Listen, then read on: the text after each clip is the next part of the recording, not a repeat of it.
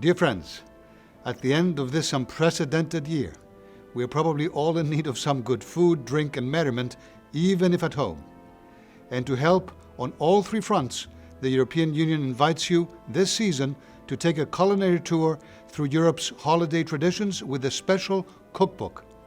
We have asked ambassadors and chefs from every European Union member state embassy here in Washington to present their favorite recipe for a national dish that is normally enjoyed this time of year, giving our American friends a unique opportunity to fill their kitchens with new smells, tastes, and delicious experiences from all across the EU.